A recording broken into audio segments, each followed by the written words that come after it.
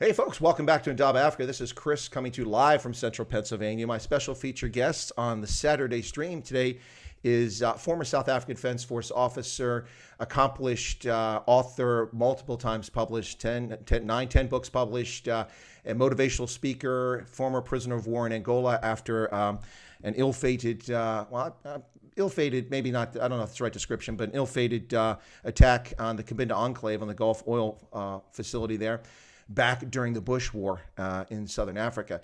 He is quite accomplished, also a farmer. He's been a farmer in Congo-Brazzaville. He's been a farmer in Angola, in Namibia, and in South Africa. Folks, you may know him. He's known to many people for his exploits and his life's experiences. He's a very clear-headed gentleman with lots to share, and I'm going to welcome in Lieutenant Colonel Wynand du Toit right now. So welcome to the channel, Wynand. How are you today? Chris, now I'm fine. Great to see you again, and that on a Saturday evening. If I was a couple of years younger, I would probably have denied an interview on a Saturday evening. But getting more relaxed on with age, you are at home on a Saturday night. Well, I was going to say, you're not out carousing or enjoying or having a braai or at a club or something like that. You're past that stage of life for the most part, one would say. Yeah, but not exactly the braais. I mean, when I finish talking to you, the braai is going to happen. Oh, okay. Well, I was just throwing that in there rather to get into what one might do on a Saturday when they have free time on their hands. I was just trying to be balanced there. Well, listen, we talked last time. It was fantastic having you on. People really enjoyed you as a guest. So by a donkey, thank you so much for coming on that time. They demanded that I get you back. So in response to the viewers and also based on our conversation, we did promise last time that we'd get you back to talk about an interesting organization in South Africa, one that has been mischaracterized by both sides of the argument, I think, but especially by international press, which have demonized the organization. But nonetheless, there are questions about it, and you are affiliated with this group known as the Suidlanders, or in English, the Southlanders, if that's correct, yes? Yeah, I've never heard the English people call it the Southlanders, but they rather said a distortion version of the Afrikaans word Suidlanders, but it comes out a little bit distorted. But yes, I'm associated with them, and the last couple of years, and it's all because of the growing anger, the underlying growing anger in South Africa. And I used to farm in Congo-Brazza at the States, and I realize every time that I get home in South Africa that there is more anger and more, underneath attitudes that is changing, etc. And it all started for me when I started looking out, and I thought by myself, but what am I going to do with my wife and kids? And I was a little bit of self-protective, and I wasn't really thinking of other people because I was still in the farming business there, and it's all about getting my wife and kids to safety. Because I realized, with my background, I realized that we are heading for disaster at some or other stage. And it comes from history in Africa. I mean, we have seen in 1975, we can go back to the 60s with the Congo itself, and 1975, Mozambique and Angola, and a lot of refugees that was fleeing Angola, and how they was basically housed in every town and village in Namibia and even in the Northern Cape of South Africa. So in the Rwanda genocide, of course, in looking at all that, I realized that at some or other stage we might reach that point. Zimbabwe was the last warning when Rhodesia fell, and the difference between South Africa and the rest of Africa is that there is no other country to the south where we can go. So this is it.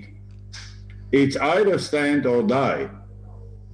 And if you listen to the recent rhetoric from the politicians, Ramaphosa and Malema, and the ANC, the communist part of the ANC, and how they are threatening the whites and white economy and colonial economy and all those type of things, and how they blame all their failures on the white people in the country. It makes you realize that we are running out of time now. No, I think that's an interesting point that you make there, Wynand. It's strange because we see all sorts of things happen in the country, and the South African Police Service, the National Prosecutor, take no action against criminals for their behavior, and it pushes people to the brink of despair. I think it must be part of one reason why this organization came about back in 2006. For those who don't know, Suidlanders was founded in 2006, I think by Gustav Müller, who is, I think, still the leader of the organization. Is that correct? Yeah, I've been on the telephone with Gustav this afternoon, and we are talking on a daily basis. And, I've actually underbroke myself a little bit earlier. In my search for a home where I can feel that I can protect myself and my family, I ended up with the Suidlanders, because their strategy and their plan makes sense. Especially if you are a military guy, it makes sense. And Gustav already saw this coming on from 2006. And the main reason why the Suidlanders is being attacked so widely from all sides is that they know if the white Boere, if they if they come together, they will become an unstoppable force. We got the know-how, and everything was being done, stories being told, people being discouraged by false rumors or fake news and stuff, all to prevent us from grouping. In other words, divide and rule. The more division you can sow, it's easier it is to divide. And but on the average, we are a very, very large group. We are probably one of the largest groups in South Africa.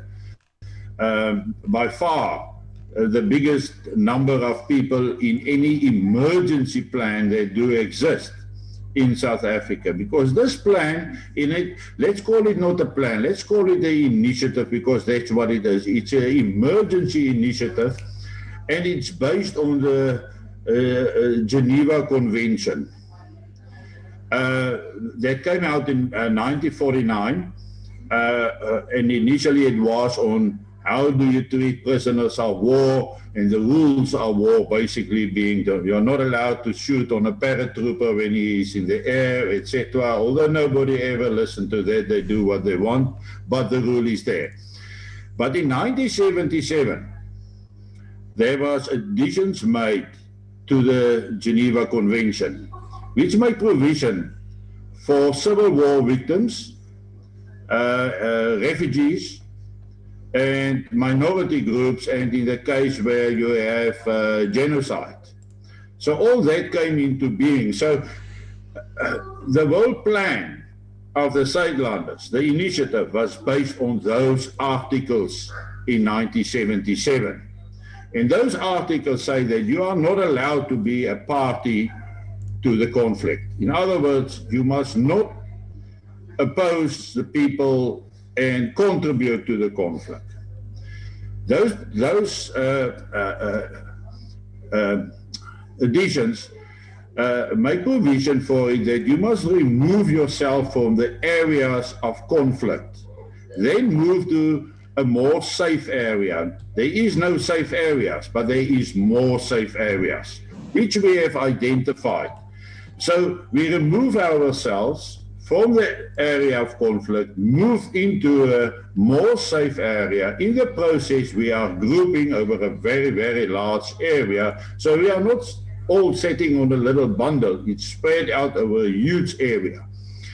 But then you declare a self-defense area. In terms of this articles, you declare a self-defense area, you put out warnings, and you say this is a civil defense area.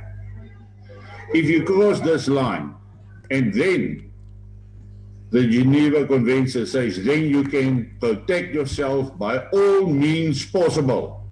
Then you are allowed to shoot. Then you are allowed to kill. And that's what the Suidlanders' basic plan is about. It is the withdrawal of the people from the cities, especially the cities, where they are in harm's way, bring them back.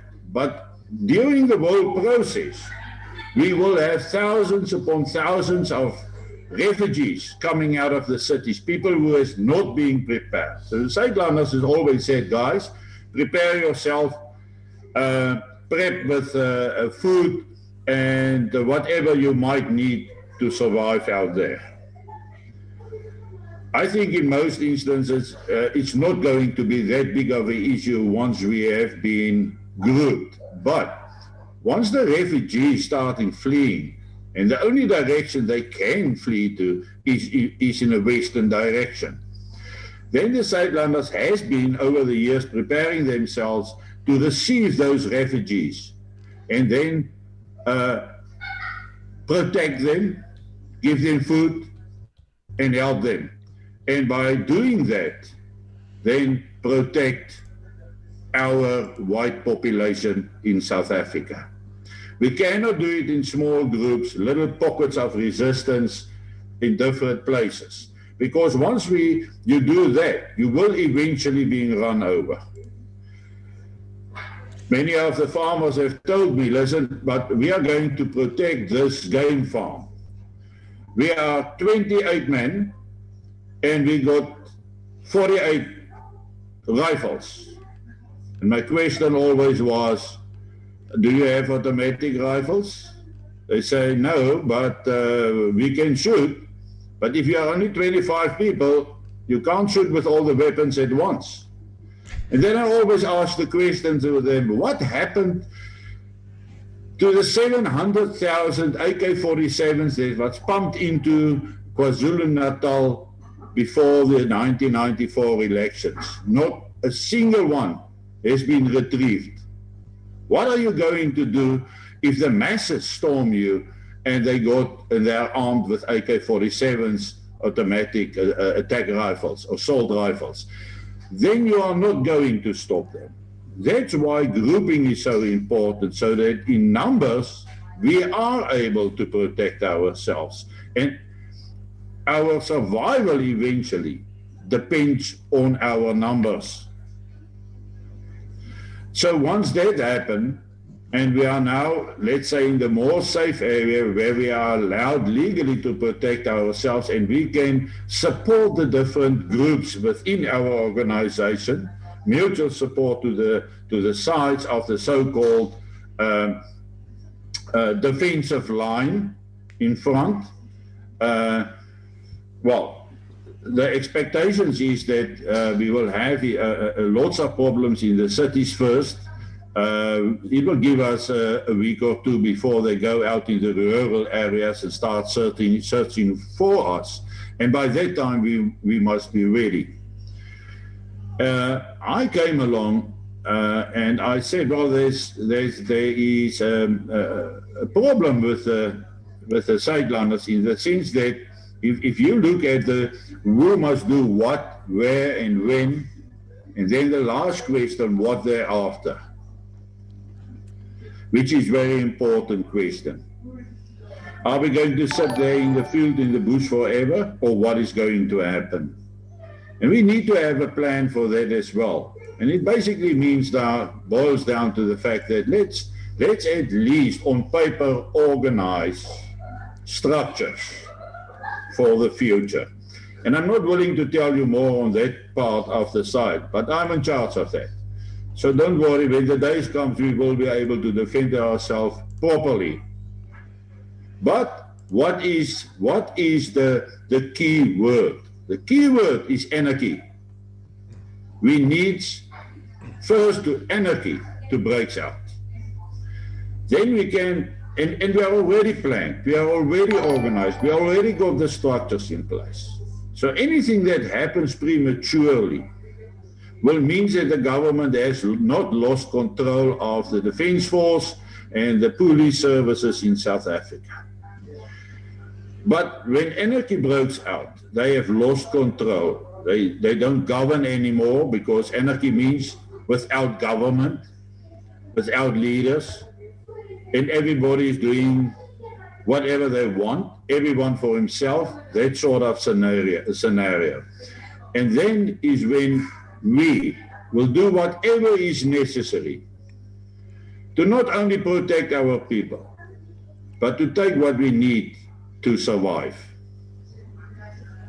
So let me go ahead and jump in there real quick, Wynand. There's quite a bit there you've shared, so just a few questions and a few points. Folks, you're listening to Chris White Africa on the Adaba Africa channel, my Saturday stream. The special feature guest I have today is former South African Defense Force officer, POW, accomplished author, farmer, motivational speaker, Wynand du Toit, who is with me today from South Africa. We're talking about the Suidlanders and self-defense and preparation, potential coming anarchy in South Africa, things like that. There's a few points in here. People are mentioning Mozambique. Folks, you must be new to the channel. I've extensively covered Mozambique with videos on the topic, numerous prepared videos, as well as a conversation with subject matter experts on Mozambique from New Zealand and from the United Kingdom.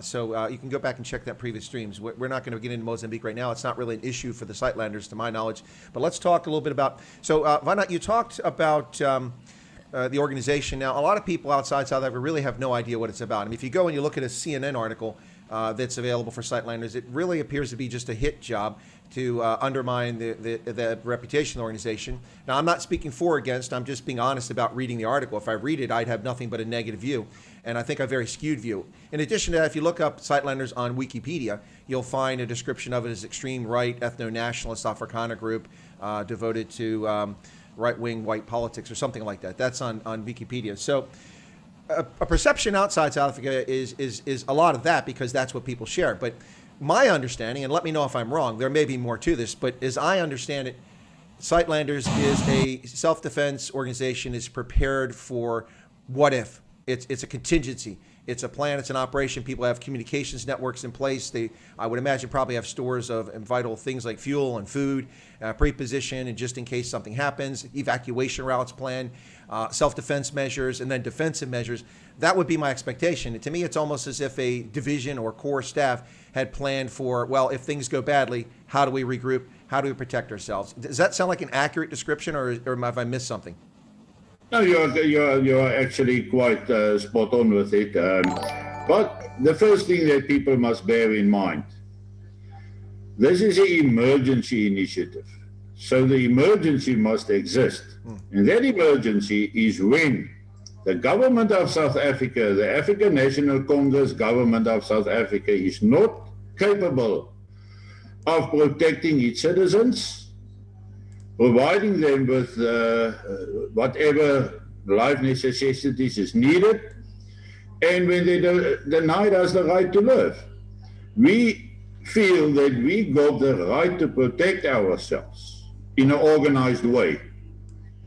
And the only way to do that is to pull out and to stay within the international law. I know that the people are not going to listen to us or give us credit for that, but at least we are trying to stay within those limits. So if the government is doing their job, they got nothing to fear. Yep. Nothing will happen. But we now know that the government is bankrupt. We know that people are encouraged to attack white people. And we know what happened in Natal at Normandy, where the Minister of Police went actually there to calm the situation. It all turned around and it became an attack on the integrity of the white farmers and not on the criminals. And then that horrendous murder, which you have covered last week, the week before last, happened. And that caused the guys to pull up to Senegal, because I think the whole Senegal situation caught the government totally unprepared.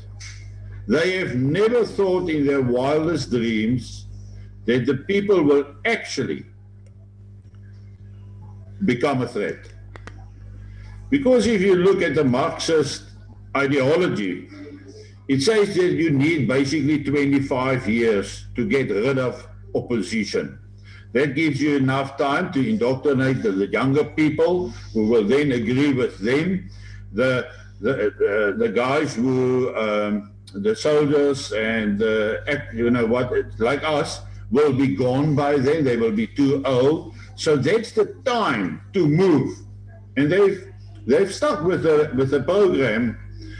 And so when Senekal happened and 2,500 Boere arrives at the courthouse, they got the shock of their lives. I think that evening they had an emergency cabinet meeting trying to find out what happened, where did we go wrong? Now there is rumors that they want to talk, that they want the Freedom Front Party to talk to the EFF, as if that is going to sort it out, because the Freedom Front was not a political move. It was a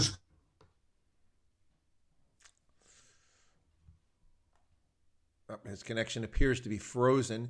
Folks, that's Wynand du Toit. Hopefully his connection will come back here in just a moment. What we're just, it's a Saturday stream here with Chris White Africa on the Daba Africa channel. as well. Wait, Wynand, we lost everything you said for the last 30 seconds. It was all frozen up. I'm sorry. If you could repeat some of that. Okay. What was the last you heard? Because I can't back 30 seconds. Nah, don't worry about it. I can't recall because I was explaining that we were going to wait for you to come back. So it's not critically important. But let me take this moment to interrupt you for just a second here and ask. So you talk about refugees coming and relocating to a different location. Now, even in places where now I haven't even asked if this is just for white South Africans, but that's certainly the appearance of it. But we can discuss that. But even if this group is focused on protecting self-defense for white South Africans, even in a place where white South Africans are the largest percentage in the Western Cape, you're only 17% of the population. In other parts of the country, like in Mpumalanga, the percentage is far lower, well below 10%, things like that.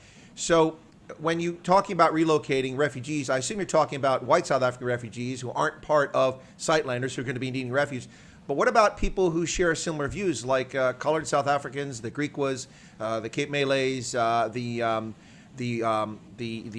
sorry, I've lost track where I was going with that, but people like the Basotho maybe, and the Tswana speakers who have affinity, many of them, with white South Africans and Afrikaners in particular. Are they be considered part of this, or would they be welcome, or are you anticipating their arrival as well? Are you talking about whether the Afrikaners, or the Boere is welcome? Of course they are welcome. But we say we are a Christian, conservative group of people who is gathering together. That's the plan that we have made. In terms of the Geneva Convention. And the Geneva Convention states that if two opposing sides cannot be housed in the same area, so if there are black people who feel the same as we do, they got to go to their own area. But for once, they can plan it themselves. Up to now, we had to plan everything for them. If we have an arts festival, then the next moment there's a government interference to say, well, 50% of the attendees and of the artists must be black people. Why must we organize everything for them? Let them go and organize themselves. There is some other groups, Indians, for example, who have talked with Gustav Miller on this issue. And Gustav has advised them what to do. Get yourself a safe area and do exactly the same as what we are doing. But if the conflict is basically, and just remember, the people behind the conflict is not who we think it is, but the primarily two groups that will be in conflict will be black and white. There's no doubt about it. And that means that we cannot be black and white together in the safer area. It means Think for yourself, if you have put the Nazi prisoners of war and the English prisoners of war in the same prisoner camp, it's not going to work. Well, like, it's a little complicated. Let me address a couple things in the chat there, Wynand, very quickly that people put up. So one is, and don't answer these right away, we'll just roll through them. We can come back to them. I just want to make sure I get all these things here. Michelle Lavagna-Bota asks, has there been any further mention about COSATU offering security for the farmers? Historic moment can bring unity. I haven't seen anything further. If, in fact, it were true, that would be quite astonishing. And COSATU's busy trying to organize strikes right now in the midst of the crisis. But it would be interesting. And then Ants42 said, what about us Ruineka, rednecks, English speakers? Erie Fortrekker, obviously a reference to Ireland, somebody who must be living in Ireland now, says the white minority are specifically targeted, so no black people won't be targeted. They must see themselves. And let me address that really quick, Ivana, and then you can jump in after I address this point. But I think that's a very dangerous position to take if you think that black South Africans will not be targeted by this capricious government. As I warned people 20 years ago when they lied about farms in Zimbabwe, when they claimed that the land was stolen by white commercial farmers, when the fact of the matter is that 42% of all commercial farmland in Zimbabwe in 2000 had been purchased with the approval of Robert Gabriel Mugabe and his thugs in ZANU-PF from 1980 to 2000. So nearly half the commercial farmland had changed hands. It wasn't kith and kin. It wasn't settler columns in 1890. Only a small portion of land was under that situation. So they lied about that. In 2000, I warned people, today they come for the commercial farmers. Once they've wiped out the commercial farming sector, they will come in force for all the MDC. Once they've rooted out the MDC, they will come for Ndebele. Once they've rooted out the Ndebele, they will come for the other Shona. And at the end, the Sizuru will be the only ones left standing holding the burning ruins of Zimbabwe. The same thing will happen in South Africa, ladies and gentlemen. If you don't think that this government will turn on other groups, we've already seen it between Xhosa and Zulu over the decades, we will see it coming again. And right out of the gate, this is why I asked the question to Vina, right out of the gate, I'm already concerned about colored South Africans as a group, about Indian South Africans, and the next comment from a gentleman makes my point specifically clear. So is Emily or Emil? I think it's Emily, so it's a woman, Thart says, so what do? I'm white, but I've adopted 2 children. Both of them are colored. So it's a thorny situation. It can become very complicated when you start parsing, and this isn't to you, Vine, I'm just making this for the conversation. Yes. It becomes very dangerous when you start parsing who's who and who's what and who can and who can't. So to Erie Fortrekker, when you say that blacks won't be targeted by the government, I disagree. Many blacks are already targeted by the government who disagree with the ANC. And that's why expropriation without compensation is on the table. It's not just to take farmland. That's true, but that's not what it's all about. They will take your pensions, they will take your bank accounts, they will take your buckies, they will take your cars, they will come in your homes and take your jewelry, and they'll say it's legal. And they will do it to any opponent of the government, regardless of your skin pigmentation. That's why they want this. This is what totalitarians do. They steal, they rob, they loot, and they use the law to say that it's okay. So Vine, that was a lot, Vine. But the question was basically about what about others who are not, say, Boer or Afrikaner? What about, say, coloreds? We already kind of talked about, but the English-speaking South Africans who are also Christians, would they be welcome? Of course, they will be welcome. We got about probably a third of our group are in fact English-speaking, and some of them can hardly speak a word of Afrikaans, and they're all welcome. If they have the same beliefs as we do, then they are welcome. There's no restrictions. We say we are conservative in our outlook, and we are Christians. But there are many people who might be liberals today, but who will be welcome. We won't chase anybody away that arrives at our gates. The only problem is that we won't accept any black people coming into the group, not at this stage.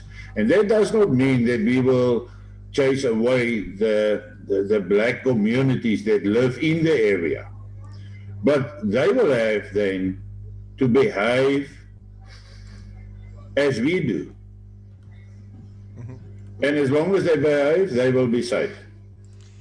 So here's a question I think that's important. I don't know if you're well suited to answer it, Vina, because you may not be this particularly closely connected to it.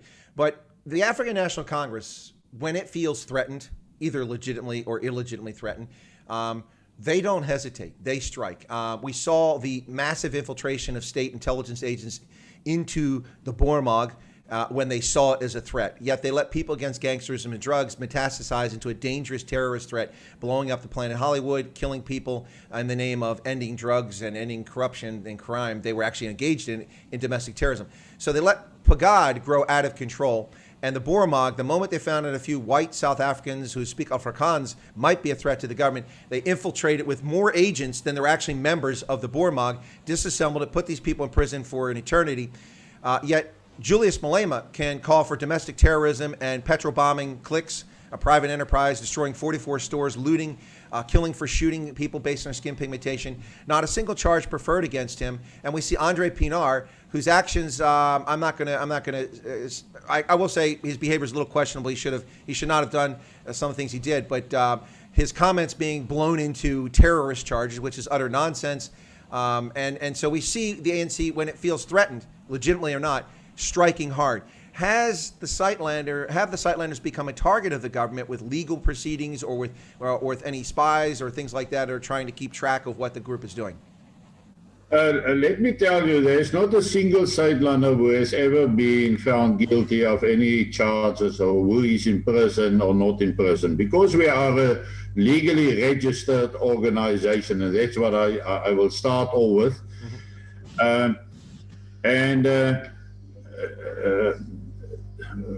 Ask it again for me quickly, Chris. No, it's my apologies. Yeah, but ek praat nie Afrikaans nie, and that's the problem. But I'll say it in English slowly because I speak fast.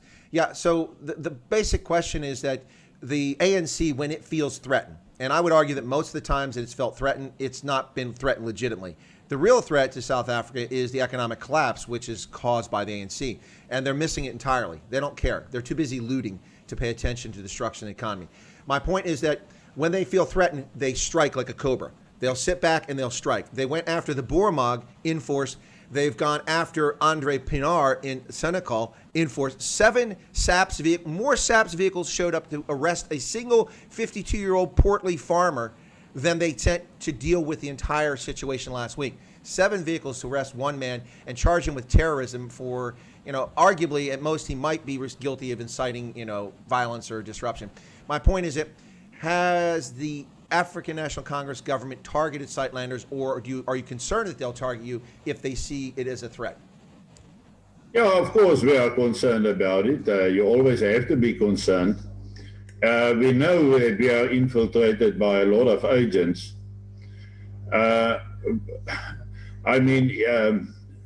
I've started fairly recently with my involvement, and even I realize, and I've been approached how many times by agents under the disguise of selling weapons. Yeah. Now, if a guy asks you about a weapon, whether you are interested or whether you want to listen, you chase him away. You don't even talk to him. Yeah. But I've always warned those guys, because the people that the traitors are white, they are the same people. They give the impression that they are more patriotic, they are more conservative, more concerned than everybody else. So whenever there's somebody appearing on the horizon who is over the top, then you must know he's an agent. But I've been sending out messages to them now for the past 6 months, telling them that they must just remember that the day that there's anarchy in South Africa, they won't have any bosses left to report to. Oh, well, I got you. They are going to die first, But it's a difficult one because they can make a quick buck.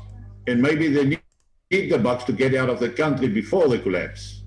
So yes, we are expecting that they probably will try their best. And if the things goes wrong in the next week or two, especially with the follow-up situation in Senegal next week, the 16th, if that goes horribly wrong, because the EFF is going to be present and probably some ANC factions, and then a lot of the farmers will be there, the Boere. And the problem is that if it goes wrong there, then I expect that the ANC will start rounding up all the leaders of all different organizations that do not agree with them. Yeah, that's something that I've said recently that for people concerned, no matter where you are around the world, but particularly for expat South Africans who have the resources, that perhaps it's time for someone to start a legal defense fund, because there will be malicious charges against South Africans based on their skin color, not on any actions they've taken. We've seen this in the past. The Obama administration threatened legal action against executives of General Motors, which forced them to declare bankruptcy, which is what the Obama administration wanted, so they could take over this privately held company. And they just threatened them with legal proceedings. And the same sort of thing will happen here. We saw that Andre Pinar was forced, I believe, to stay in custody over the weekend because they simply didn't prepare a charge sheet. Things like that can be quite capricious. So I understand. Now, I've got to break in here because this is, I saw this in Afrikaans. Morris Brett said, "Jy Jan praat en lyk soos Kruger met jou baard mooi." So, so I guess somebody likes my Paul Kruger beard there. So I'll just show that off very quickly. Yeah, but today is Kruger Day, ne? Yeah, I know. So it's a great day to have this beard, isn't it? Yeah, it fits right in. Yeah. So yeah, lots of comments coming in the chat, but let's talk a little bit more about this now. The few things that I know about Suidlanders before I ever try to find out more about them is I understand that one of the things is that the organization does prepare for events, and they also have a communications network in place, an early warning situation to let people know if something's going to happen or is happening. If in fact that's the case, it would seem to be a prudent step. Yeah, everything is well organized and in place. I'm not going to say too much about that now. Yeah. But yes. We are ready for an emergency if it pops up now. Gotcha. Well, I do need to very quickly do this because very appreciative. The Flying Boar, who's in Canada, or at least that's where his credit card is at. The Flying Boar has offered a couple super chats, and I just want to get to them very quickly here and make sure that I cover them so I give credit for the super chats where they're due. But somehow my window's disappeared. I lost my window with the chat. I got to find it. There it is. Okay, so let me get to these Flying Boar. He had a couple super chats. The first one he's asking, what about Indian South Africans? They're suffering too. Fair question. Super chat. Thank you for that one, Flying Boar. And I'll let Vine answer that in just a moment. But the other one here that I want to get to, he just gave a second super chat.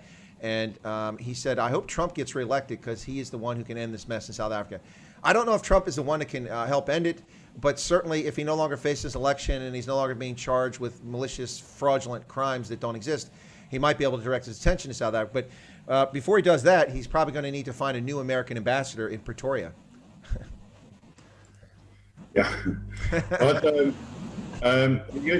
you know, the mere fact that Donald Trump is the president of the United States is not going to change anything in South Africa. But at least there's a sympathetic ear. Yeah. More sympathetic and more, let's say, neutral.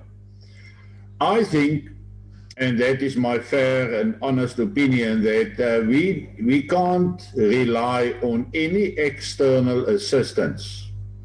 That won't happen. We must realize that the whole world is in crisis. We look at Turkey, in now Armenia and Kazakhstan's involvement, the Turkish involvement with Greece and in Libya. You realize that there's turmoil all over the world, and there's bigger problems brewing in Europe, where nationalism is now starting to catch up a bit, and everybody is getting upset about the huge inpouring of refugees, who is taking over their religion, who is changing the attitudes of the people, who refuse to become British, who refuse to become Dutch or Germans. Very slowly, they have infiltrated there. I think it was Muammar Gaddafi who said a couple of years ago that we don't have to fire one single shot in Europe. We just must keep on sending refugees there. And eventually our numbers will take over Europe, and that's going to happen very soon. I saw something about Britain the other day, but the point is, since Trump has come into power, we have seen a general rise in nationalism again. People have started looking around and say, but Listen, I'm an Englishman. I'm a proud Englishman. I'm a German. I'm a proud German. Okay? Mm-hmm. If you look at what the ANC government has done in South Africa over the past couple of months, or past years, past 25 years, but especially lately, they have polarized the people. Really, if you look at it, it's like nationalism all over again from the start.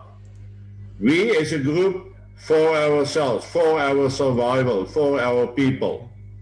And I think all the other groups maybe feel the same in South Africa, but it's being polarized by the situation, and we did not ask for that. We did not ask to be the culprits of everything.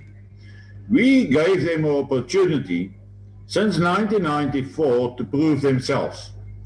Ironically, South Africa only became independent from Britain in 1961, when we became a republic. So the white people have ruled the country for 30 years. The ANC has now ruled for 26 years. It's fairly equal, but there's a difference. So they had the same opportunity and chance that we had before 1994, and they have proved that they cannot do it. And because the economy is the biggest threat, just remember they've made South Africa a social welfare state. If they cannot pay those grants anymore, and it's going to be soon, what do you think the masses, the workers, we are sitting with a 43% jobless rate or unemployment rate. Where are the people going to get money to live? They got to steal, they got to take it from somebody. They are going to form violent groups. The government is going to lose control, and we will have a country that is burning. Yeah, no, it's no way around it. Now, people can make catchy questions about, yes, but what now about the Indians? What now about the black people who feels the same? Yeah, it's about survival. Yeah, it's about survival of the Afrikaner, the Boer nation of this country first. Right, Then maybe we can reach out and help some other people. But the first responsibility of us is to protect our own people. And that we will do. Well, that's pretty clear. I think that answers the question some folks had. Llewellyn Tor asked, will Germany help us? No. Don't count on Germany to help you. This isn't 1899, 1900. No, Germany's not going to help you, the Afrikaners. You're on your own as far as Germany's concerned. In fact, Germany's part of the problem under Angela Merkel and her New World Order reign in Germany. She's the one that opened the floodgates and let millions of refugees inundate Hungary and the Netherlands and France, the Luxembourg. So, yeah, that's not your answer there. And that's not an attack on refugees for the haters who will come back and make that false claim. No, it's just someone who undermined the sovereignty of her nation is what I'm talking about. She undermined the sovereignty of her nation. But Chris, can I come in here? Yeah, go ahead. You know the German thing, and I know why that person is asking what about Germany. That is because the old South African prophet Siener van Rensburg used to say that the Germans will provide us with all the stuff that we need. So Germany are being seen as a lot of people as a possible outcome. But you must bear in mind that all the weaponry in South Africa is somehow connected to Germany. Anyway, so it's there. And maybe in another 20 years from now, and the AFD is in power in Germany, if they get into power, maybe then. But I don't think that we can say now or rely on any external force and say, well, we just have to sit here on a little bundle under the tree in the shadows catching fish from the stream and wait for Germany or the United States or England or anybody else. If we want to survive, we will have to do it ourselves. There's no other one. I absolutely agree with you. That's what I've been telling people for a long time. I said, The world is silent on the brutality that's happening in South Africa, whether it's just the normal brutality that happens on a daily basis, 60 South Africans murdered. It's just insane. Each and every day, 60 murdered in that country. And the brutality that's happening in the rural South Africa with attacks on commercial farmers and their families. I mean, we saw just in the past week, we saw Chantel was murdered, her underwear stuffed in her mouth, and she was strangled to death, and they brutalized her elderly mother to rob her. And it was all perpetrated because of the farm worker who was working on her farm, who was helping her load the lawnmower onto her bucky, was in collusion with them. They found the numbers of the two murderers on his phone. So when you have that kind of disloyalty around you, now that's not to imply that farm workers are disloyal, but that's happened on too many occasions where someone that works for a farmer betrays them and it costs their life. Then we saw west of Johannesburg, we saw 9 attackers come after a farmer and his family, his 3 girls and a son aged 6 to 18. Threatening to rape all of his children. We saw in KZN a few weeks back an 11 and 15-year-old girl gang raped on a farm attack. It's just insane sickness here, and it really, the world, where is the Human Rights Watch? Where is Amnesty International? Where is the United Nations Human Rights Commission? Where is the South African Race Relations Institute? Where South African Human Rights Commission? They are all silent. The European Union, the African Union, the United Nations, Washington, London, Berlin, all silent on what's happening here. And I'm not implying anything about any particular race or group. I'm just stating a fact that the world is turning a blind eye to the horrific violence that takes place in South Africa and the effort to drive people off the land. I can't agree with you more on that. And they just confirm the point that we are on our own and we will have to do it. We will have to do what is necessary. And that's what I've been preparing for the last couple of years. And to be able to protect my people, and I will do that. Well, let me jump in and get some more of the stuff from the chat here, Wynand, because there's a lot of really interesting chat coming in. So first off, the Flying Boar has offered a couple more super chats, and he said, where are the South African mercenaries when we need them? I don't know that that's the answer, Flying Boar, but thank you for the super chat. Also says the whole EU is the problem. Well, I would agree with that, hence the reason why Brexit took place and why the Denmark never entered the currency union for the euro. And Netherlands is on the verge of also leaving the European Union, although that's disputed. Let's see. Sideliner Opinion says America and especially Britain will not come to our rescue. I agree that's the case. But Werner Nylager says a very good point. He says the sad thing is lots of people who are South African. Lots of people are South African and good people who are peaceful, but 200,000 ANC cadres can cause so much damage. The press must also take blame. I agree with the press, and let me go back here very quickly, Vine. There was a couple things about the press. Frank Poulter said we need outside media at Senegal. Indeed, you do, because, and make 2 points to this, Vine, and I'll get your thoughts on this.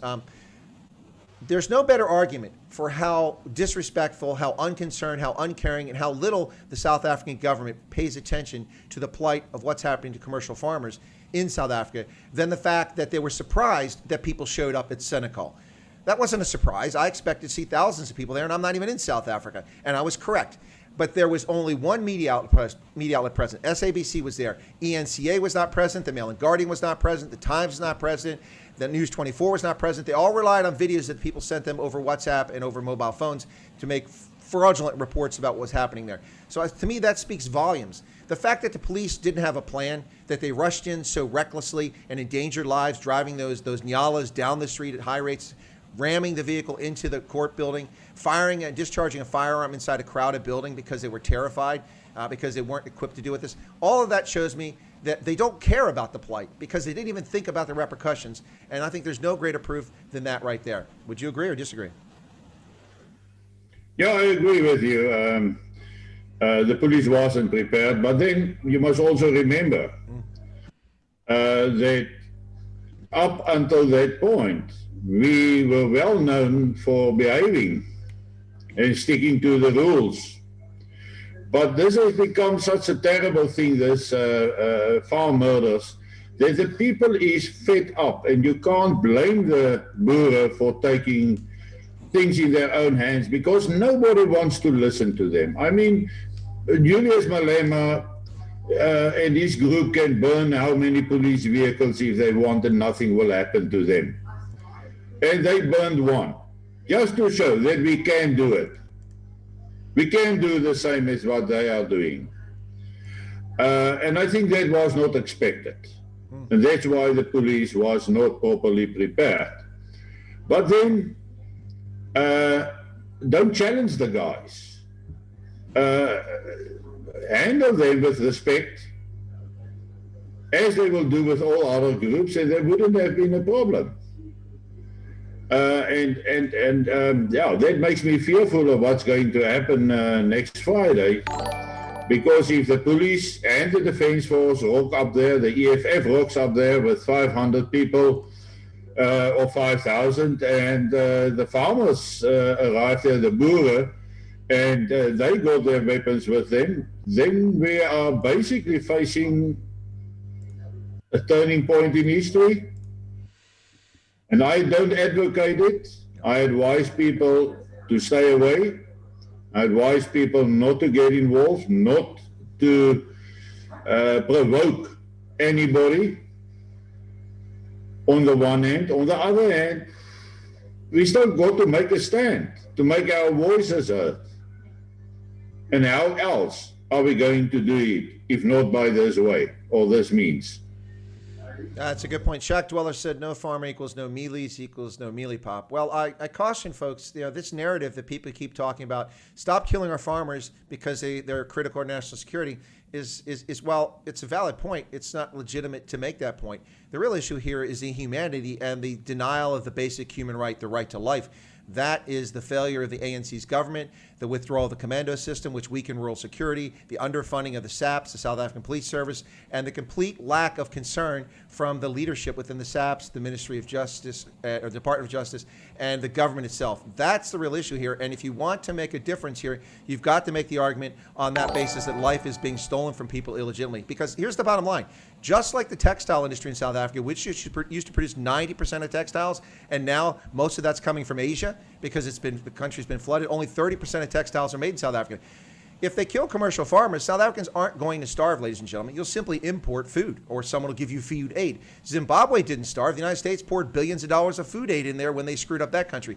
So I appreciate where people are coming from, but that argument is not going to get traction with anyone because people aren't going to starve because they're murdering farmers. That's not true.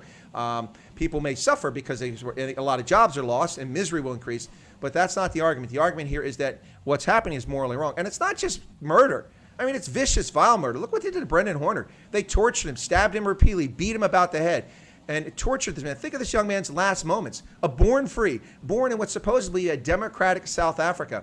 No apartheid. Everyone's supposed to have the same equal chance. He got hired as a farm manager a year ago, and on the 1-year anniversary of the farm manager job, excited about it, having worked there for a year, he drives back home, where he doesn't even own a farm. He's a farm manager, and he is caught by so-called stock thieves, which is utter nonsense.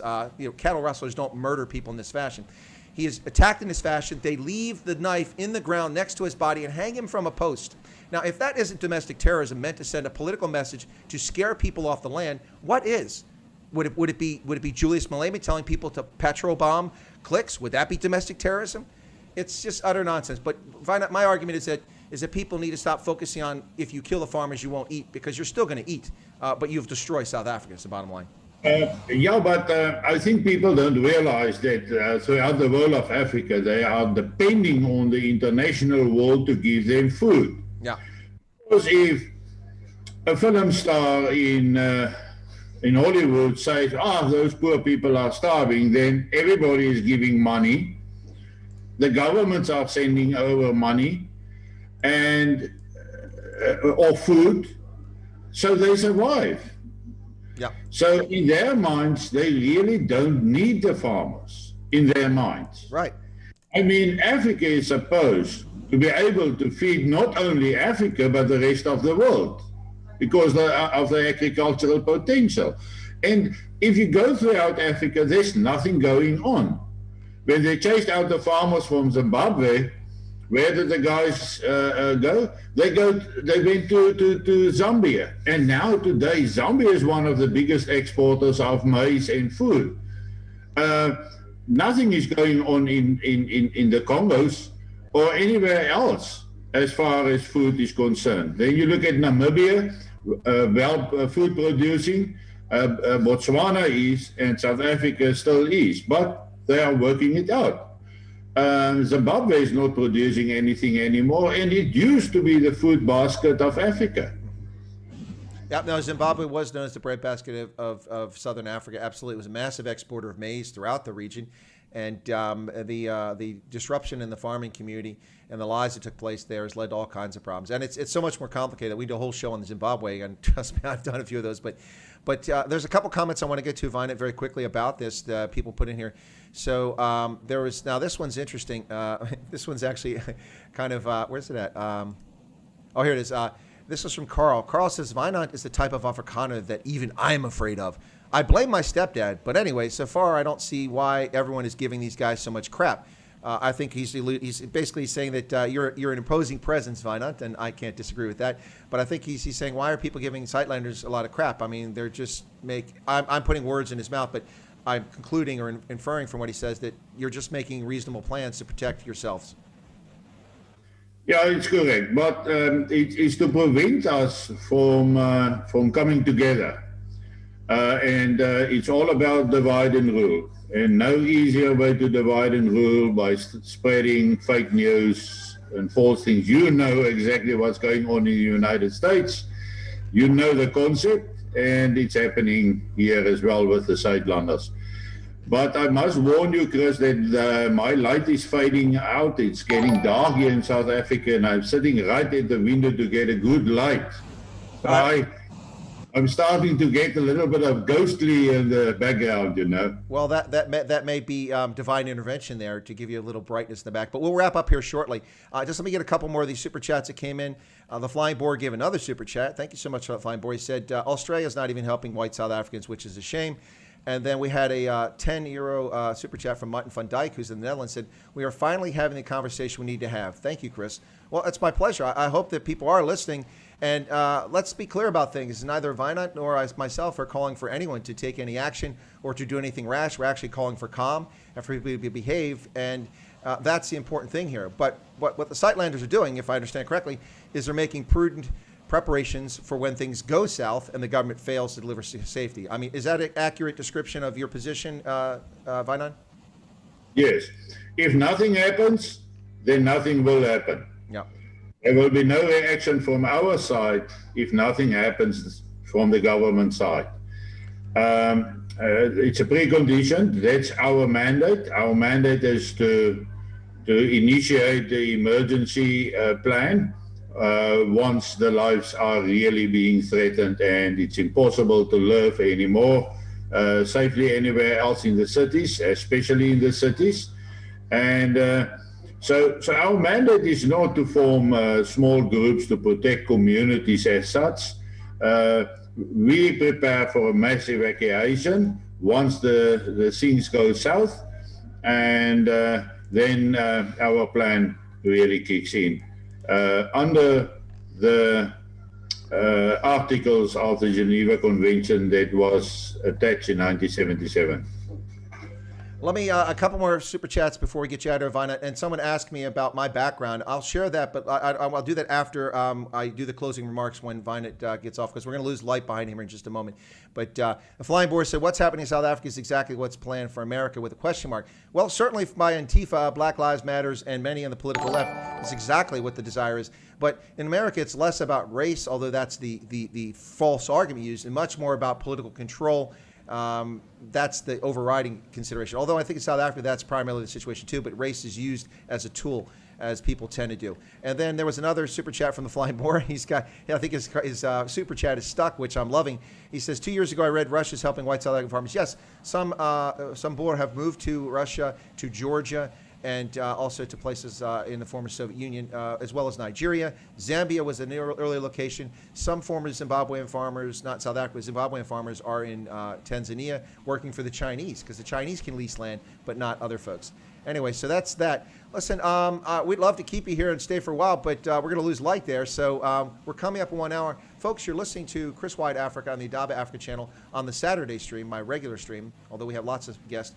Today's special feature guest is Wynand du Toit, former South African Defense Force officer, accomplished author, motivational speaker, successful farmer all over Africa, in Congo, Brazzaville, in Angola, in Namibia, and in South Africa. We've been talking about the Suidlanders and the security situation in South Africa. Wynand, is there anything you'd like to share before I lose you, or can you stay a little bit longer? I don't want to overstay our welcome here. Um, if you give me a little moment and try to get some light here in front of me, it might still work. Okay. Well, while you do that, I'll tell some of the new people watching a little bit about myself. I'll give you a second to do that. Okay. Okay. All right, folks. Just so that you know, I'm Chris Wyatt. I'm a retired U.S. Army colonel with 36 and a half years service. 34 of that on active duty. I served as a private, a sergeant, a company grade officer, a field grade officer, and I served all over the world. I spent 36 and a half years in the military. 23 of those overseas. My tours include, oh, that's much brighter. My tours include 3 tours in Germany during the Cold War, as the Cold War ended, and then again as a lieutenant colonel later on at the U.S. Africa Command. I served a tour in Italy, and in Africa I've been assigned and worked in the following countries: Tunisia, Liberia, Botswana, Malawi, Niger, Mauritania, Uganda, and Ethiopia at the U.S. mission to the African Union. I have also worked at the Defense Intelligence Agency, the National Security Agency. I taught undergraduate at Iowa State University. I taught postgraduate education at the U.S. Army War College, which was my last assignment, where I was Director of African Studies until October of last year when I retired from active service. I have also done development projects all over Africa, built schools, clinics, dug wells, built HIV clinics, counseling testing centers.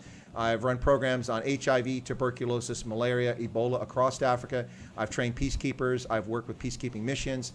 I was responsible for the restructuring and the building of the armed forces of Liberia when I was there. I helped design the entire intelligence infrastructure for the Botswana Defense Force. Shall I continue? So I've done a few things, not boasting, but a couple people in the chat wanted to know what's my background. That's my background. I'm also a published author in academic work and books. I have a forthcoming book from Stellenbosch University on the U.S. Africa Command. I have the lead-in chapter for that book, one of the contributing authors.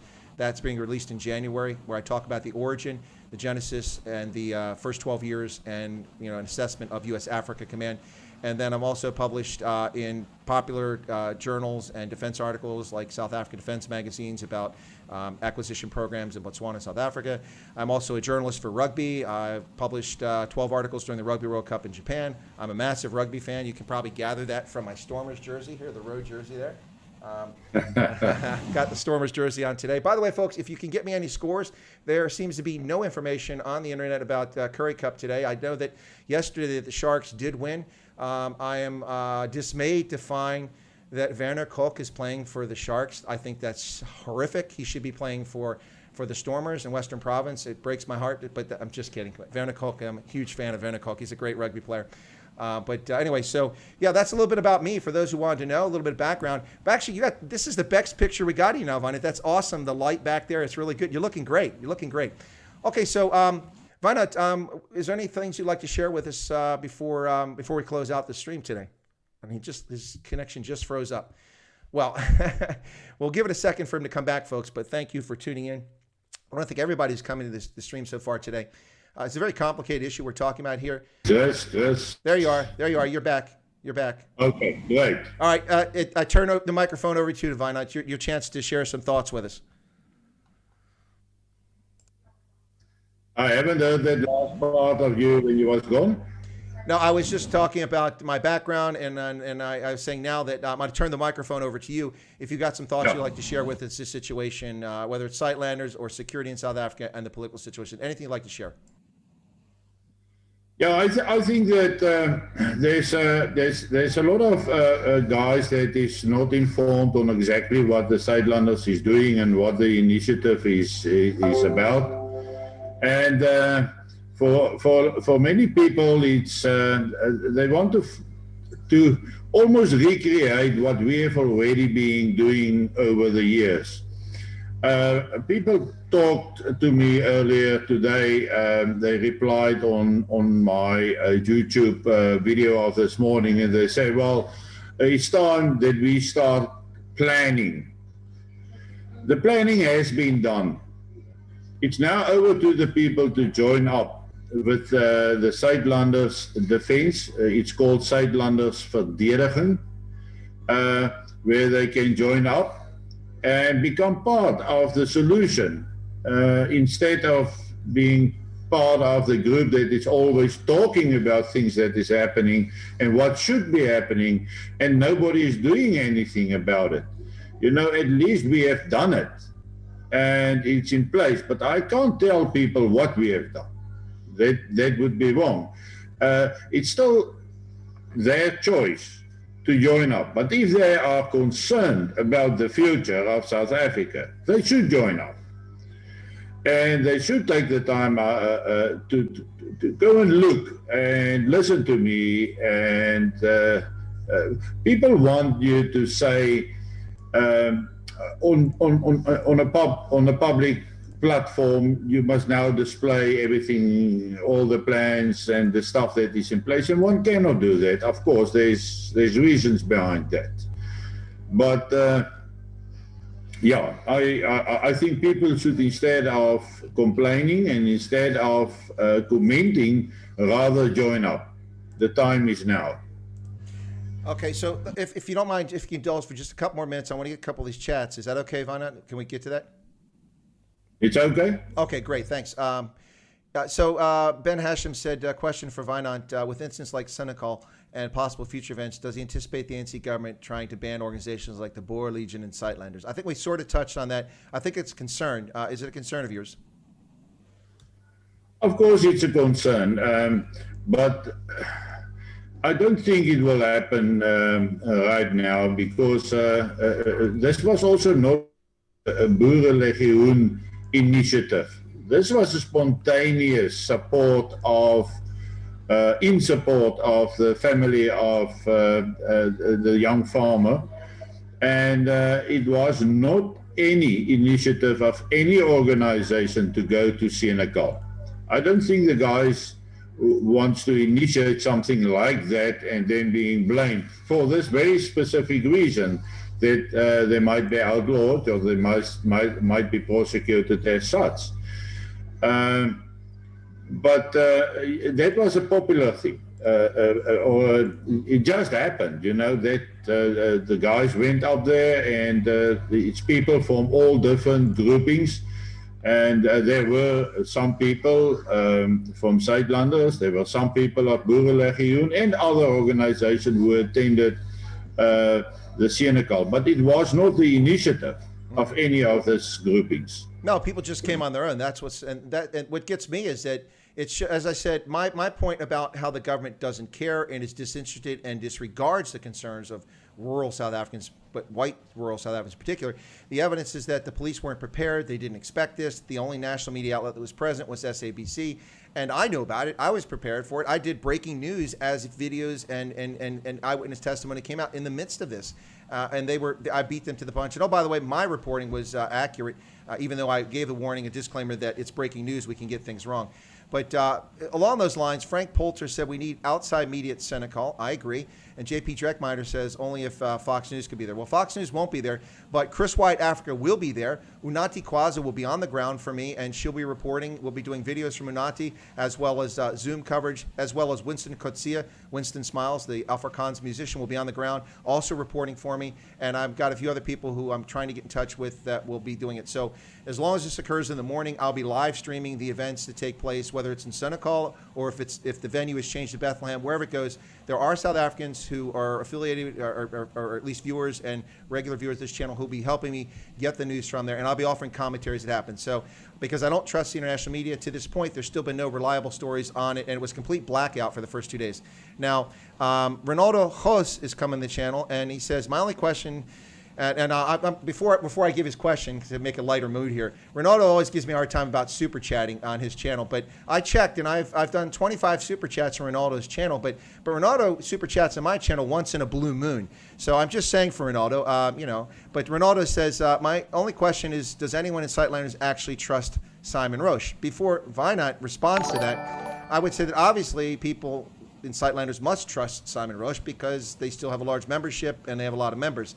The question is, I think the more appropriate question, Ronaldo, is outside of Suidlanders, should people trust Simon Roche or not? And you don't have to answer the question, Wynand, but you're welcome to answer it if you'd like. Yeah, Chris, of course there's a lot of questions, but the first thing that they are questioning is, because Simon is English speaking, and the fact that he used to do events planning for the ANC. But that placed him actually in a better position than anybody else to judge the change that the ANC has experienced immediately after the elections. But then one must bear in mind, if Simon Dow is being blamed because he worked for the ANC, then we have to blame also some military guys who have spent and became, say, a general in the new dispensation under the ANC as well. We must draw an equal line. We must judge people equally when it comes to these things. I am willing to give Simon the benefit of the doubt. And in the end, the same applies. If you are a false guy, if he is trying to do anything wrong, eventually the same question applies. To whom is he going to report if not? And if the guy has made mistakes in the past, if I say I'm a believer, then at least I must be able to forgive. Then I must be able to give every person a second chance. In this instance, personally, I am on a very good foot with Simon. I enjoy these sometimes a little bit of bullshit chats, but he's doing a great job. I mean, he has linked us up with some great American people and great guys from Europe. I think Simon, where we are using him in an international role, he is actually quite perfect to do that job. I mean, it doesn't help to send a guy speaking English like I am doing across to Europe and trying to impress the people at the European Parliament, for example, where Simon did, in fact, spoke. I just don't have that abilities. And there's no one else at this stage that we can use in that role anyway. So I don't think Simon is doing any harm at this stage, except by the, I'm looking for the right word, by the perception that some people got about him. And that's a nice angle to attack the unity of the Suidlanders. It's a nice angle to zoom in on Simon and use that to divide the people of the Suidlanders. No, I think it's a great point. That's a fantastic response. I appreciate that, Wynand. Bye, Donkey. It's a well considered. I like the point you make about forgiveness, people making mistakes, that sort of thing, and listening to people. That's a very measured approach. And I've never spoken to Simon, but I don't know. I might be interested in talking to him now, based on your comments and remarks. But J.P. Dreckmeyer. And I love that because that's a German name, Dreckmeyer. But J.P. Dreckmeyer, although he's an Afrikaner, he has a way of putting things rather clearly sometimes. And he said the biggest problem is people getting hung up on small issues. We all want the same thing: prosperity, peace, and safety. It's really time to put small differences aside. I can't agree more. And one of my biggest complaints with the Afrikaans-speaking community in South Africa is how people are constantly bifurcating and dividing it. I mean, when I called Giselle a Boermeisie from Grootfontein in Namibia, she's not a Boermeisie. She's not from South Africa. How can she be a Boermeisie? Okay, I'm sorry. Did I miss something there? Or they're not a Boer. They're not an Afrikaner. Or they're English speakers. Or they're colors. You guys, you got to stop the nonsense. The danger is not colored South Africans for Afrikaners and Trek Boers or Indians or each other. The danger is the ludicrous governance and the lack of caring by the ruling party that doesn't care about South Africans at all. All they care about is ANC cadre. Yeah, I want to add a little bit on that, Chris. They say that we as South Africans can't stand, or not South Africans, let's call it then the Afrikaner, the Boer guys, can't stand together. And that's a perception that has been created purposely. Yeah. People started believing that we can't stand together. But I think in the end, it's provocateurs that is spreading this kind of stories, and people start believing that all we can do is fight amongst each other. I think, given the situation right now in South Africa, given the threat that exists to us in South Africa, you will be surprised how many of how well we can stand together. I don't want to hear any more Afrikaners people, Boer people talking about we can't stand together. We must make the mind shift now. It's time to make the mind shift, where we take hands across the divides of what we believe in, meaning the different groups now, how we see the solutions, etc., etc. And whether you are now a Boer or Afrikaner, and you will very well note that I talk about the Afrikaner Boer, because I have once been told that I'm not a Boer because I was born in the Cape Province. Now, I don't have... That's what I'm talking about, Wynand. That's ludicrous. Exactly. Now, who decides that? Who have decided who is a Boer and who is Afrikaner, etc.? It must be the Institute of Boer designation. I don't know, located somewhere in the northern Transvaal. You can only be a Boer if you were born these dates to this place and your surname is this. And yeah, come on. Yeah, but I always say that is exactly how they divide us. There's probably provocateurs that is saying those things. They are being deliberately sent out to say those things that can divide us. And the time now is, if a person says something like that, is to kick him off the WhatsApp group, kick him out of the Facebook group, and to focus on the fact that we can stand together and that we will stand together. I think it's time for an ordinary guy to say to those people who is always throwing on this negative, divisive stuff, to tell them, listen, bugger off, you are not welcome on the group. No, but I think, let me just jump in really quick about it. Here's a perfect example of what I'm talking about people being divisive and stuff. Okay, listen, there's Ronaldo jumped in with a question. I don't think his question was fair. It was a bit cheeky, and I rephrased it to what I think was a fair question. People outside Suidlanders, should they trust or could they trust? I think that was a fair question. But a number of people started jumping on Ronaldo in the chat here and calling him names and back and forth. Ronaldo's responded back and forth. But I mean, that's just petty, folks. Knock it off. Just because Ronaldo hasn't given me any super chats today, you shouldn't be beating up on him. I'm joking. But seriously, that's the sort of stuff we're talking about right here, folks. Stun some. That's what you need to do. Stand together, folks. You need to stand together and stop the nonsense. Ronaldo's out of here. Good luck to Suidlanders. Must be really... he's being cheeky again, so I won't finish the sentence. But anyway, so Ronaldo, I stand up and defend you, and then you run off. Okay, but Ronaldo actually has to go. He has a stream. So for those who want to beat up Ronaldo because you're unhappy with what he had to say here, he'll be streaming at 8 p.m.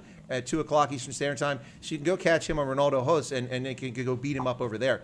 Anyway, but so I just want to get that in. But seriously, I mean, I know it's just a chat and it's just an interview we're doing here, which most people seem very happy with our interview and our conversation. But I mean, there's all kinds of, this nonsense divisiveness over on the side.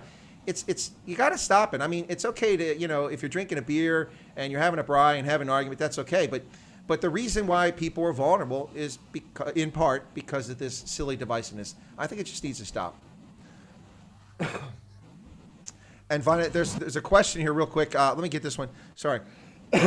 No, it's not the Rona, folks. I just got some built up there. But this person said, Carl says, I'm an Afrikaans white South African, but I'm an atheist. Can you ask Wynand if I'm welcome in their group? I don't know if you would be, but maybe they can help you overcome the atheism. I'm just kidding. I will answer that question in the words of Gustav Miller. Mm-hmm. And Gustav said, let him come. After the wonders that God will be doing, he will become a believer. Oh, that's brilliant. Golden Sheep, who comes in, is provocative sometimes, says Ronaldo host can say what he wants, but we have to be quiet. No. Is there earwax in your ear, Golden Sheep? I just asked everybody to stop it. I didn't ask Ronaldo to stop it or you to stop it. I asked everybody to stop it. Anyway, so that's the problem. People just want to have their fun, their crack in here. But I got a super chat before you go. Another one from the Flying Boar. Surprise, surprise. Thank you, Flying Boar. FW de Klerk betrays white South Africans. Agree, disagree. I covered that yesterday, and I said it's a very complicated situation. And however you feel about FW de Klerk, but I guess, I don't know if maybe we can ask Vynand. Maybe that was what's meant for. But my point is whether you agree or disagree with F.W. de Klerk, the handwriting was on the wall as far as the continued governance in the fashion that it was. And so with the end of the red menace, the red threat, the government had a difficult time justifying why it existed. And demographics and a number of factors working against it. But I don't know if you want to respond to F.W. de Klerk, but we're going to wrap up if you want to or not. Yeah, I will respond to that one. Some guy the other day said, well, he wants to get his hands on F.W. de Klerk. He will show him a thing. And another guy said, well, he will have to get behind in the line, and that's longer than a SASSA payment line. Now, that's the social we take out. Yeah, I'm familiar with SASSA. So that's the point. I think that the biggest thing for me is F.W. de Klerk said, and the reason that if they haven't given over power to the African National Congress, blood would have flown in the streets of Johannesburg. Now, surprise to F.W. de Klerk is that now it's 25, 26 years later, now blood is going to flow in the streets. So we would have been more able to defend ourselves in 1994 than we were able to defend ourselves now. That's a fair argument. Now, he cannot justify what he has done because he has not done. I mean, our volkslied, our flag songs, all those things says about how we must protect our land for our children's children and everything that on. And then you ask for a referendum that, yes, are you willing to change? Yeah, to an extent, there's people that say we are willing to change, but not giving everything away as the negotiators did. I mean, it seems as if everybody just wanted to get South Africa out of their hands as quickly as possible and give it over to a new government, the incompetent government who don't know how to govern. So F.W. de Klerk will probably be known right throughout history of our nation as the biggest traitor that existed. Okay, Vine, I'm going to do 2 super chats and then a final question, which is a brilliant question. I really like it, so I'm going to get it. It's from the Joking Atheist, who has a really cool name. But the Flying Boar is doing super chats quicker than I keep up with him. He's putting me to shame here, but he says if Trump gets reelected, Mr. Vine should come to Washington to meet President Trump because he tweeted about South Africa 2 years ago and everyone went crazy. Yeah, no, if Trump starts tweeting against South Africa, the ANC will go crazy again. Hence the reason why Cyril Ramaphosa lied to Bloomberg at the United Nations Summit a couple years ago. And then he just did another super chat, and he said, I'm Indian-Canadian, which I didn't know. The Flying Boar is Indian-Canadian, but he sympathizes with white Afrikaners. The Boers will rise again, just like you guys have been around for 400 years. The Flying Boar is consistently in support of the Boer and Afrikaners. I have to say that about him. That's really awesome. Now, the last question, Wynand, that I want to get to that was really good by the Joking Atheist. He says, a question for Wynand du Toit. When you were captured, is there anything you learned from being captured, and what is that? I think that's a brilliant question, and let's get back to your service in uniform. What did you learn from that experience? Okay, the biggest thing I learned was patience. I was an extremely impatient guy, like so many other South Africans are now. And young men usually are. Young men. And I learned patience. And I think I had to sit the 2.5 years there until I realized that I got to be patient. That's a simple, there's quite a couple of things that I learned while I was in prison. But I think the most important one is how to be patient, and then maybe I can say, learn to trust in God. It was actually Merlin Carruthers.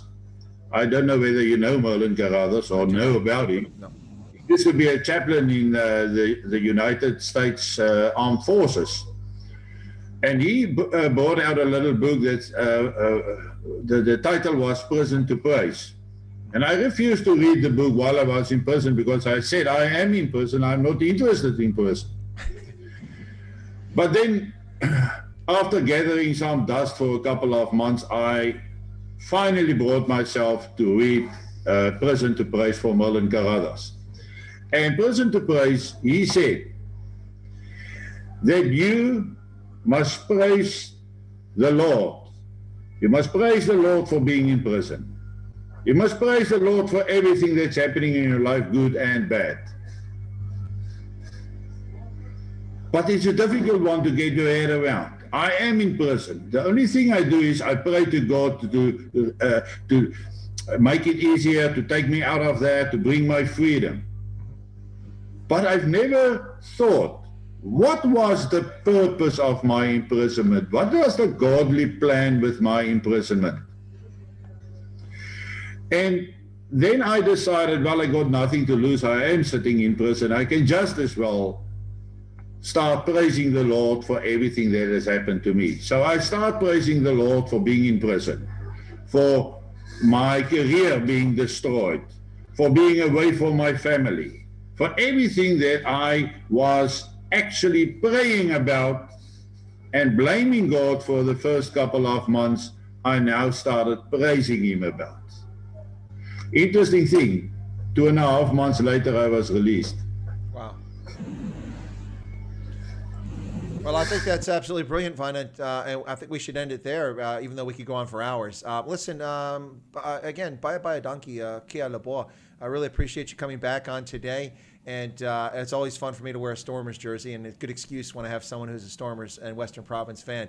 So it's great. Again, the invitation's there for you to come back on. Maybe after the events of the 16th October, we might want to talk again. But folks, if you're not familiar with his channel, look up Wynand du Toit on YouTube. He does videos in Afrikaans, and he's got a big following. People enjoy his videos. They're very insightful. Also, check out his books. There's a link below the video, below his biography, to his website where you can find out about how he purchased his books. He's written some really fascinating stuff in the past, and I'm sure he's probably got some ideas in his head for another book right now. But I want to thank you for coming on, and it's been great once again to have you here. I think we broke the bank. I have to check my stats, but a few days ago, I challenged the viewers to get people to come in the stream when the Conscious Caracal was on my channel the day of on the 6th, if we could beat the number that I had on when Steve Hofmeyer was on my channel, and we did.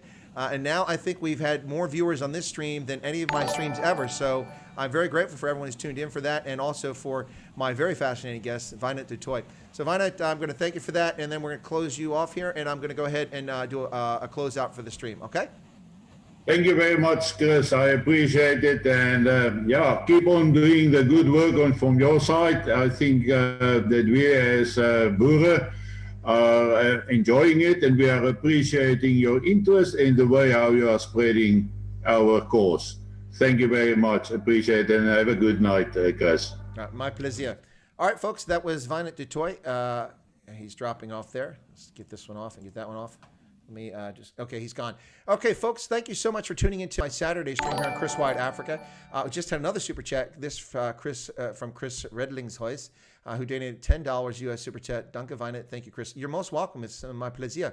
Happy to do it, folks. So I don't know if, who was the gentleman? Was it Roberto Wilco asked about my background. Roberto Wilco, was that satisfactory? Did you get what you need to know a little bit about my background and where I'm coming from? Anyway, Erie Four Trekker, that was a French-sounding plaisir. Yeah, I know, plaisir. It wasn't Afrikaans. But for those who don't know, I wasn't boasting, but I also speak 6 languages to varying degrees of proficiency.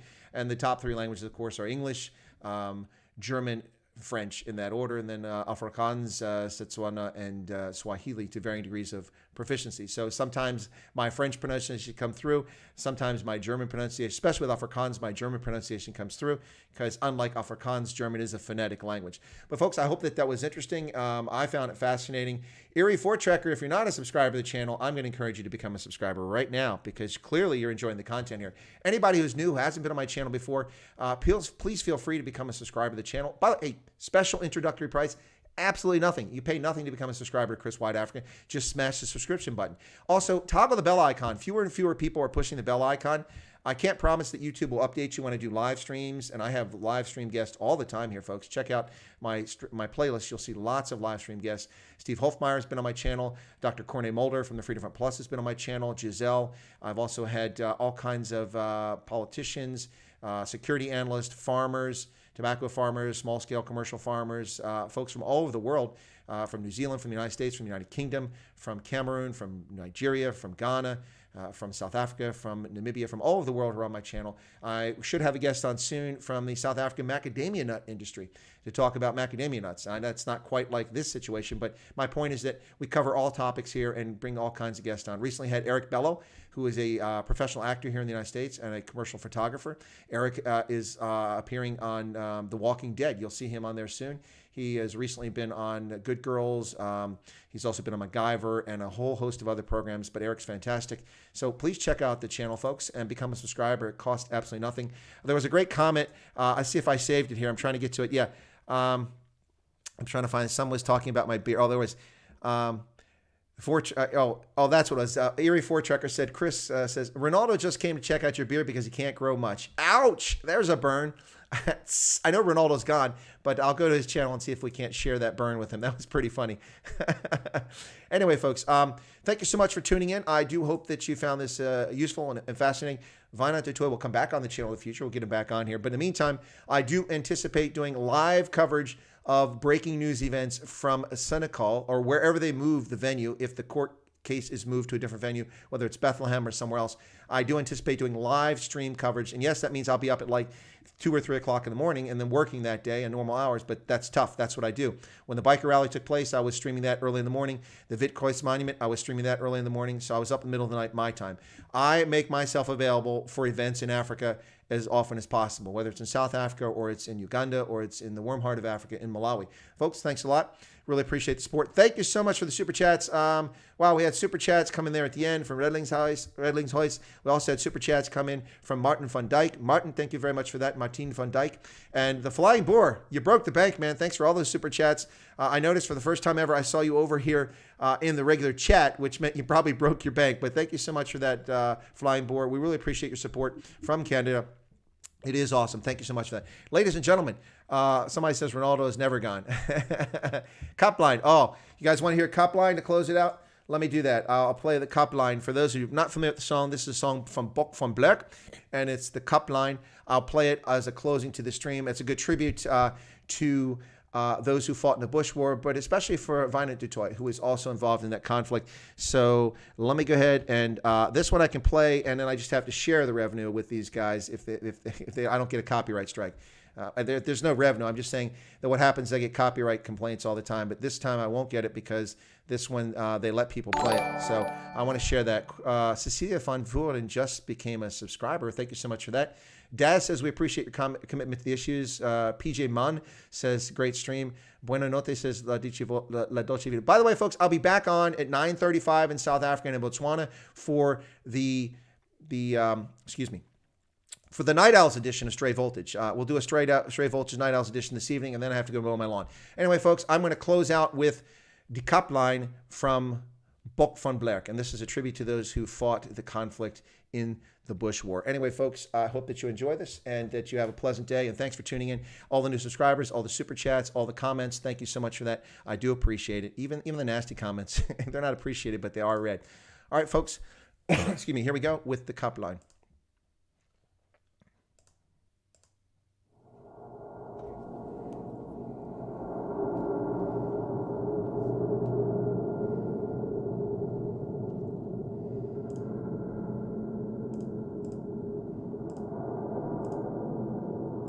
Channel here this Saturday. Take care.